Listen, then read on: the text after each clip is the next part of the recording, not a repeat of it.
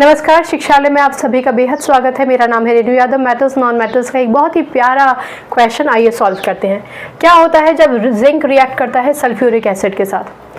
इस इक्वेशन को लिखने से पहले आपको बताना चाहती हूँ कि जो भी हम एक्सपेरिमेंट्स केमिस्ट्री लेबोरेटरी में करते हैं वो डाइल्यूट सोल्यूशन के साथ करते हैं, यानी जो सल्फ्यूरिक एसिड होगा वो डाइल्यूट होगा।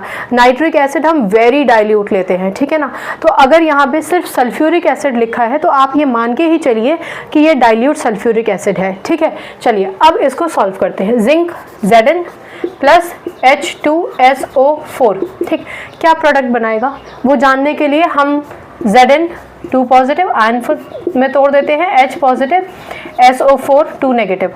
आप ये जानते हैं कि अगर H पॉजिटिव यहाँ से निकल गया है तो डेफिनेटली H पॉजिटिव अगर इससे टूट गया है तो डेफिनेटली Zn और SO4 2 नेगेटिव आपस में जुड़ जाएंगे। चलिए इनको नीचे लिख लेते हैं। Zn 2 पॉजिटिव SO4 2 नेगेटिव, दोनों को कंबाइन करना है। अब आप खुद देखिए इक्वल अपोजिट चार्जेस है, चार्जेस तो कैंसिल हो जाएंगे।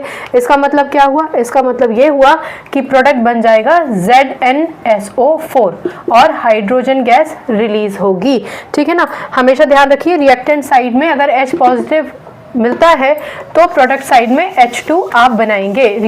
रीजंस मैं आपको पहले भी कई वीडियोस में बता चुकी हूँ, ठीक है ना। चलिए अब दूसरे स्टेप में हम क्या करेंगे? बैलेंसिंग। Zn1 SO4 का एक ही यूनिट है, SO4 का एक ही यूनिट है।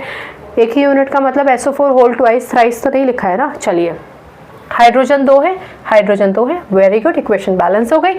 अब इसके नाम लिख देते हैं। ये है जिंक, ये है सल्फ्यूरिक एसिड, सल्फ्यूरिक एसिड, ठीक है। आप चाहेंगे तो बीच में स्पेस लेके डाइल्यूट लिख सकते हैं, पर जैसा कि मैंने आपको बताया हम लेबोरेटरीज में डाइल्यूट के साथ ही सॉल्यूशन करते हैं। ये क्या हो गया आपका? ये हो गया आपका जिंक सल्फेट, जिंक सल्फेट। और ये क्या है? ये है हाइड्रोजन, ठीक है। हाइड्रोजन गैसियस फॉर्म में होती है, आपको पता ही है। और इसके साथ आप AQ लिखा देख सकते हैं, एक्वस। डाइल्यूट है ना, सल्फ्यूरिक एसिड भी लिखा है तो आप मान के चलिए डाइल्यूट ही है, इसलिए यहाँ पर एक्वस लिखा होगा। इसके साथ S लिखा होगा यानी सॉलिड, जिंक मेटल है इसलिए। इसके साथ भी आप ब्रैकेट में AQ लिखा देख सकते हैं, एक्वस। कारण है कि जिंक अगर सल्फ्यूरिक एसिड के साथ उसमें मिला रहे हैं आप सोल्यूशन बनाने, एक नया प्रोडक्ट बनाने के लिए, तो एक्वस में मिलेगा तो एक्वस ही बन जाएगा ना फिर ZnSO4।